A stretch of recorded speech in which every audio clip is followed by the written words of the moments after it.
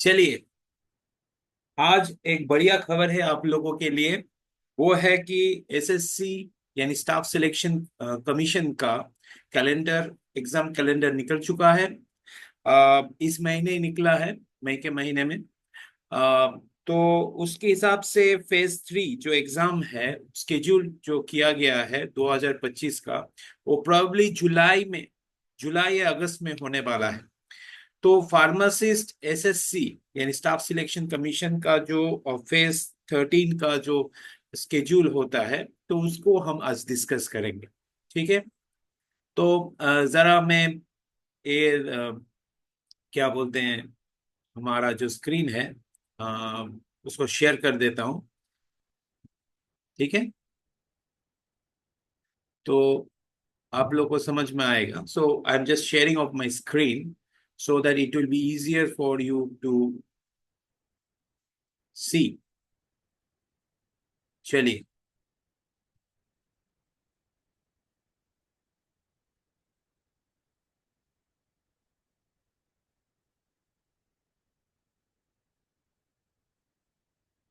तो मैं पहली बात, I think the screen is shared already.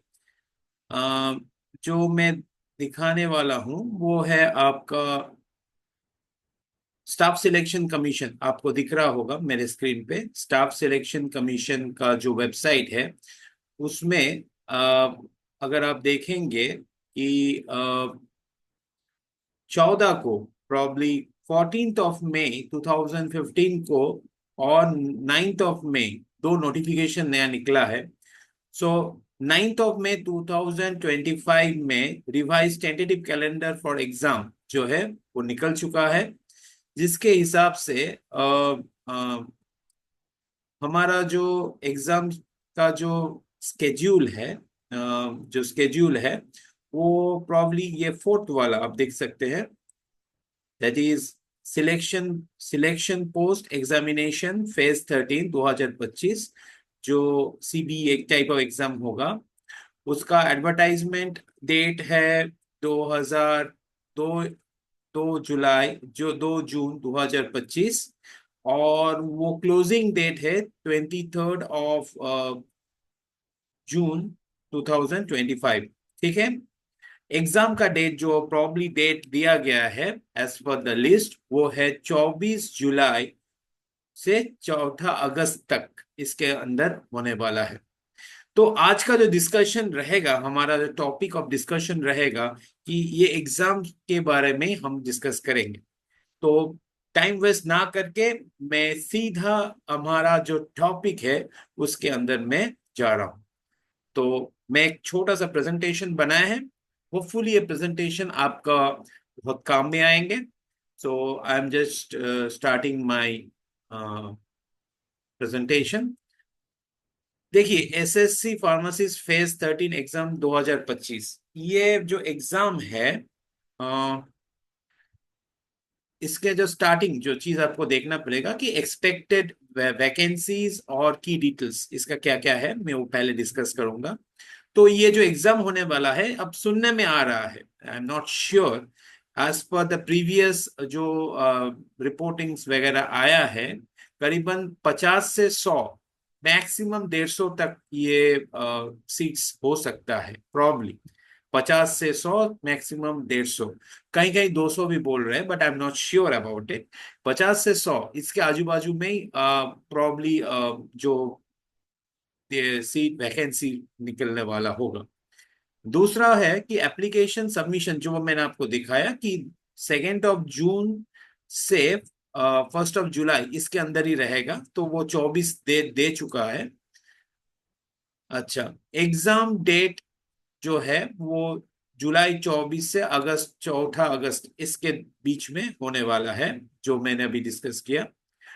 अभी ये जो वैकेंसीज निकलने वाला है वो कहाँ, कौन सा, कहाँ कौन से डिपार्टमेंट्स के लिए निकलेगा। पहली बात है ministry of health and family welfare, इसके अंदर से कुछ पोस्ट निकलने वाला है।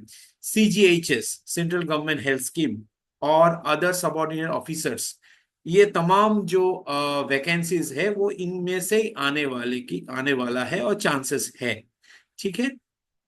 अब रही एलिजिबिलिटी क्राइटेरिया, यानी ये जो एग्जाम आप देने वाले हैं उसका क्या एलिजिबिलिटी क्राइटेरिया है।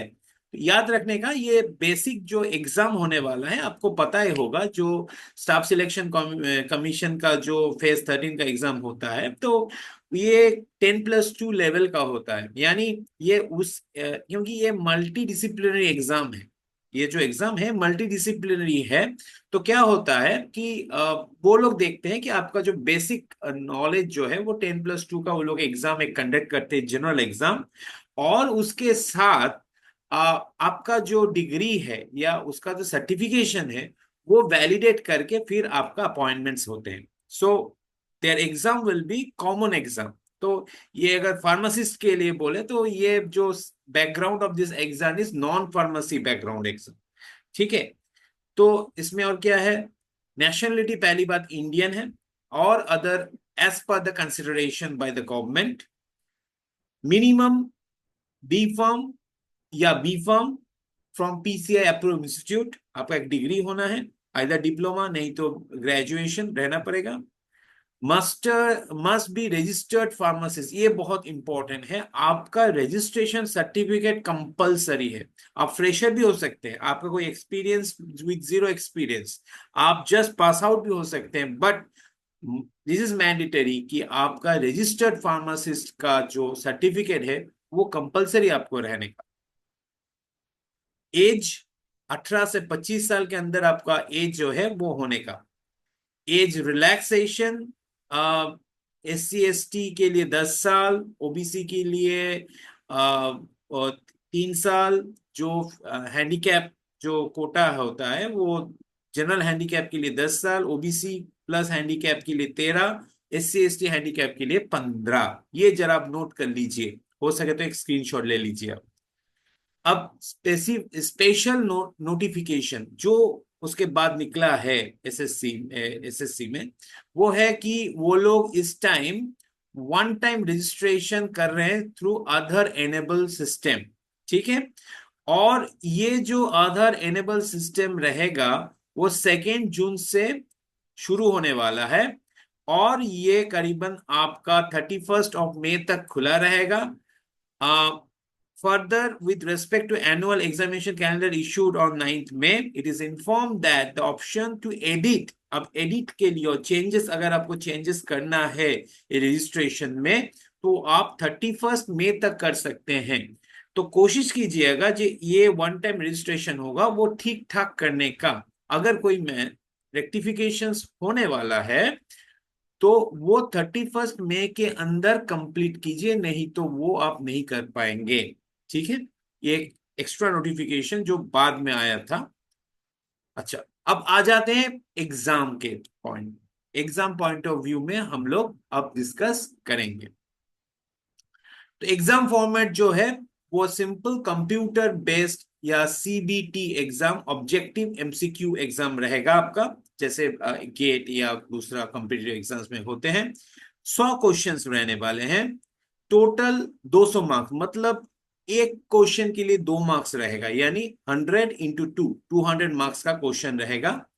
ड्यूरेशन जो है 60 मिनट्स का है, अगर स्क्राइब्स जो लोग प्रॉब्लम होता है वो उनके लिए 80 मिनट रहेगा, विदाउट स्क्राइब्स के लिए 60 मिनट का एग्जाम है। नेगेटिव मार्किंग काफी ज्यादा है, 0.5 marks deducted for each incorrect answer, यानी आपका जो 200 मार्क्स का पेपर रहेगा, अगर पर सवाल में आपका अगर गलत हुआ तो उसमें 0.5 करके आपका मार्क्स डिडक्शन होगा। तो ये चीज आपको ध्यान रखना है, यहाँ नेगेटिव मार्किंग है। ओके, अब सिलेक्शन एंड डिस्ट्रीब्यूशन, ये है आपका जो मार्क्स डिस्ट्रीब्यूशन पैटर्न। यानी अगर आप देखेंगे 25 क्वेश्चन है, 25 करके 4 डिवीजन किया गया है, और ये 4 डिवीजन में पहली बात है आपका जनरल इंटेलिजेंस है, जनरल अवेयरनेस है, एप्टीट्यूड जो क्वांटिटी एप्टीट्यूड एग्जाम होता है, एक इंग्लिश कॉम्प्रिहेंशन। ये 4 सेक्शन में 25 करके ये मार्क्स डिवीजन है। ईच क्वेश्चन के लिए 2 मार्क्स, सो ईच सेक्शन के लिए आपको करीबन ईच सेक्शन के लिए आपको 50 मार्क्स का आता है, तो 50 × 4 200 मार्क्स। इसमें आपका जो जनरल अवेयरनेस है, ये जो आपका जनरल अवेयरनेस है, ये जनरल अवेयरनेस में आपका अपना जो टॉपिक है, यानी आपका जो स्पेशलाइजेशन, जैसे हमारा फार्मासिस्ट है, तो फार्मेसी के जो क्वेश्चंस, थोड़ा बहुत क्वेश्चंस वो इस सेक्शन में आ सकता है। बहुत आप देख सकते हैं कि इसका जो मेजोरिटी क्वेश्चन रहेगा वो जनरल बेस्ड क्वेश्चन है, यानी general intelligence, reasoning, general awareness, quantitative aptitude जो मैथ्स का होता है, इंग्लिश कंप्रिहेंशन, इंग्लिश का बेसिक क्वेश्चंस, ग्रामर का क्वेश्चंस, ये सब रहेगा। तो आपको जनरल प्रिपरेशन करना पड़ेगा। अब इसमें कोई डरने वाली बात नहीं है, सभी को अगर बोलेंगे तो टिप्स जो मैं देने वाला हूं वो ध्यान से सुनिए, ठीक है। और भी हम डिस्कस करेंगे जैसे टाइम आएगा। तो देखिए यहाँ बहुत सारे क्या बोलते हैं, यूट्यूब में आपको फ्री वीडियोस मिल जाएंगे जहां ये टॉपिक्स के ऊपर डिस्कशंस अवेलेबल है। आप कोई भी एक फॉलो कर सकते हैं, करके आप ये जो पैटर्न्स है इसके बारे में आप अपने नॉलेज को बढ़ा सकते हैं, ठीक है। ये जो रहा आपका, तो टिप्स में हम डिस्कस करेंगे। पहली बात है general intelligence and reasoning. General intelligence and reasoning में ऐसे 25 क्वेश्चंस रहेंगे, 50 मार्क्स का। तो इसमें क्या करना पड़ेगा आपका, ऐसे मैंने एक बुक सजेशंस आपको दे चुके हैं, a modern approach to verbal and non verbal reasoning, बहुत फेमस बुक है RS अग्रवाल का। बहुत से लोग, बहुत से एग्जाम्स में हम लोग फॉलो करते हैं कॉम्पिटिटिव में। Focus on speed for puzzles and coding decoding as that can be time consuming, इसको ज्यादा ज्यादा करके आप प्रैक्टिस कीजिए। Learn shortcuts for syllogism and series. Series syllogism के जो क्वेश्चंस रहते हैं उसको आप प्रैक्टिस कीजिए। शॉर्टकट्स ज्यादातर आप जो यूट्यूब चैनल्स या कोई इसमें मिल जाएंगे आपको, वो प्रैक्टिस करना पड़ेगा आपको। मॉक टेस्ट, ये बहुत इंपॉर्टेंट है, आपको मॉक टेस्ट देना है, इधर ऑनलाइन नहीं तो ऑफलाइन, कहीं पर भी आपको मॉक टेस्ट देना पड़ेगा। अब चले आते हैं जनरल अवेयरनेस के लिए। सो newspaper, Lucen's General Knowledge for Static GK and Science, study DFARM textbooks। DFARM textbooks में आपको बेसिकली फार्माकोग्नोसी या फार्माकोलॉजी और फार्मास्यूटिक्स, त्रिपाठी, जैसे फार्माकोलॉजी में केडी त्रिपाठी है, कोकाटे में CK कोकाटे है। आप RN मेहता ले सकते हैं फार्मास्यूटिक्स के लिए। ये 3 बुक आप रख दीजिए। थोड़ा बहुत क्वेश्चंस लक बाय चांस आपको पूछ सकते हैं अंडर जनरल अवेयरनेस में। तीसरी बात है कि आपका जो ये जो छोटा छोटा जो जनरल नॉलेज इश्यूज होता है उसको बार बार देखना पड़ता है, तो आप छोटा छोटा कार्ड बना लीजिए, इसको फ्लैश कार्ड्स बोलते हैं, उसको आप जेब में रख सकते हैं। कभी कभी कहीं कहीं आप उसको खोल के भी देख सकते हैं। तो फ्लैश कार्ड्स यूज करने का, not only for the pharmacological aspect, आपका जो अदर जो टॉपिक्स है जैसे जनरल अवेयरनेस का हो सकता है, जहां पर इंफॉर्मेटिव इश्यूज रहते हैं उसको आप फ्लैश कार्ड्स में लेके पढ़ सकते हैं। Focus on 10 to 15 pharmacy questions daily for building concepts। MCQs questions बहुत से बुक्स आपको मिल जाएंगे। तो ये जो किताब, ये जो चीज है, तो इसको आप थोड़ा बहुत प्रैक्टिस कीजिएगा, रेगुलर प्रैक्टिस करने से ये बेटर हो सकता है। क्वांटिटेटिव एप्टीट्यूड में 25 क्वेश्चंस, 50 मार्क्स। इसके लिए भी quantitative aptitude by RS Agarwal, ठीक है, बहुत फेमस किताब है, ठीक है। और एक राजेश वर्मा का भी किताब है फॉर ऑब्जेक्टिव एरिथमेटिक के लिए। अच्छा, इसमें आपको formulas for major percentage ratio ये करना पड़ेगा। 5 to 10 फार्मेसी स्पेसिफिक कैलकुलेशंस जो फार्मास्यूटिक्स में आता है, डोज कैलकुलेशंस के बारे में, या आपका पोसोलॉजी क्वेश्चंस, या आपका अमाउंट डाइल्यूशंस, ये सब जो टाइप का क्वेश्चन रहता है, ये आप फार्मेसी एस्पेक्ट के लिए ये कैलकुलेशन आप करके रख सकते हैं। उसके साथ में और चीज बोलना भूल गया, वो है आप फॉरेंसिक फार्मेसी का जो स्केड्यूल है, स्केड्यूल A से लास्ट तक, जो schedule, drug schedule under DNC act आता है, उसको आप करके रखिए, ठीक है। अब आते हैं हम दूसरे भाग, जैसे इंग्लिश कंप्रीहेंशन में 25 क्वेश्चंस रहेगा 50 मार्क्स के लिए। यहाँ पर आप objective general English by SP Bakshi, बहुत फेमस बुक है, वो ले सकते हैं। और रेनन मार्टिन, वो common grammar book. But objective general English better रहेगा। हर रोज आप देखिए नए नए वर्ड्स, थोड़ा सिनोनिम्स एंटोनिम्स प्रैक्टिस कीजिए। 2 to 3 reading comprehensions daily, focusing on medical और फार्मेसी रिलेटेड टेक्स्ट्स, इसको आप ज्यादा कंसंट्रेट कीजिए। ऐसा टाइप ऑफ कॉम्प्रिहेंशन आपको ज्यादा आ सकता है। ठीक है। अच्छा, strategies to get good score. अभी ये एग्जाम में आप कौन सा स्ट्रेटजी फॉलो करेंगे जैसे आपका स्कोर आप मेंटेन कर सके, आप सक्सेसफुली एग्जाम को पास करके आप पैनल में आ सके। Aim for an high score. ठीक है।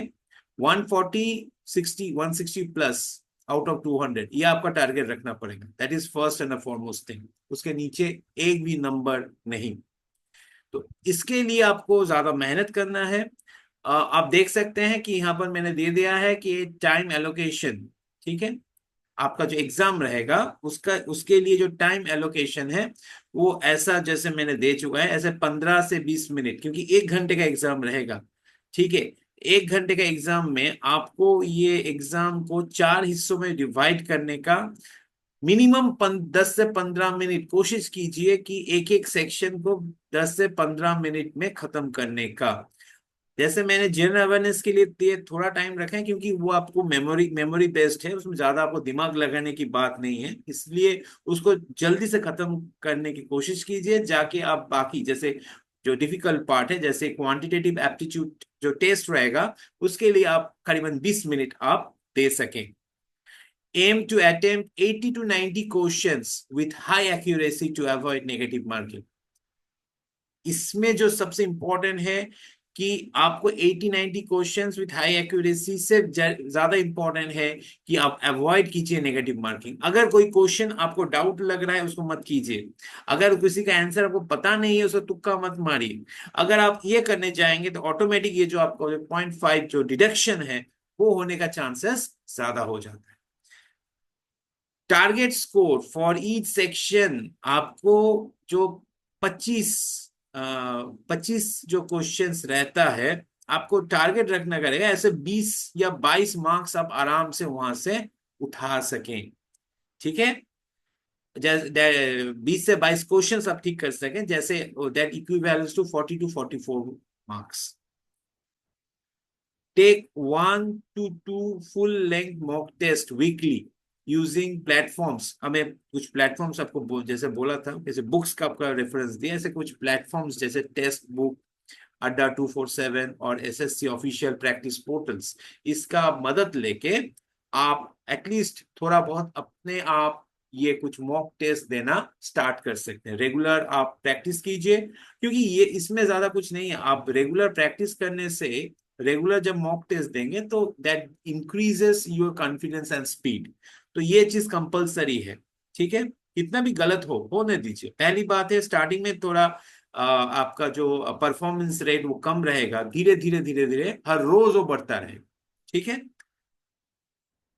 डेली 4 to 6 आवर्स कंपलसरी, 4 से 6 घंटे। टाइम बहुत कम है, इसलिए अगर आप 4 से 6 घंटे रोज डेडिकेटेडली दे सकते हैं with 1 hour dedicated for each section, यानी 4 सेक्शन के लिए 4 घंटे और 2 घंटे आपका रिवीजन एंड मॉक टेस्ट के लिए, तो आराम से आप एक अच्छा स्कोर कर सकते हैं। ठीक है। तो ये रही आपका जो एसएससी जो फार्मासिस्ट का जो एग्जाम्स के लिए जो फेज 3 प्रिपरेशन है, ये मैंने आपसे डिस्कस किया। ठीक है।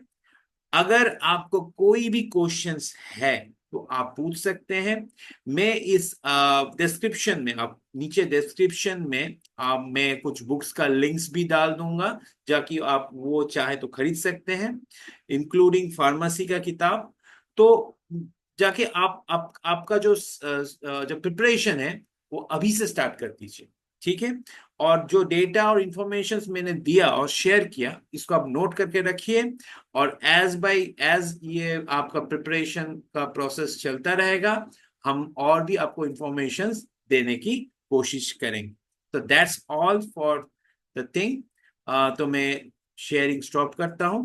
तो आई थिंक मेरा जो डिस्कशन रहा regarding the exam and it's preparation, मैं बहुत फास्ट बोला आपको, बट आप इसको अपने पेज से देख सकते हैं, अपने पेज से इसको समझ सकते हैं और प्रिपरेशंस ले सकते हैं।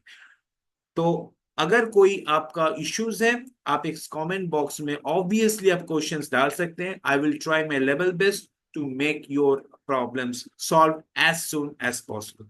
कोशिश कीजिए, क्योंकि ये जो चांस है, ये सेंट्रल गवर्नमेंट एग्जाम आपको पता ही होगा, इसका सैलरी जो वेरिएशन रहेगा वो बढ़िया पैकेज है सैलरी का एज पर 7 पे स्केल।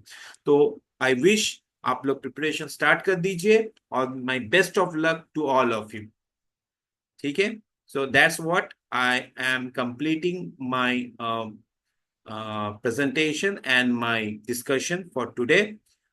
जाने से पहले मत भूलिए, आपको अगर ये अच्छा लगा तो शेयर कीजिए दोस्त लोगों को, और प्लीज ये जो चैनल है इसको सब्सक्राइब कीजिए। That's all, thank you.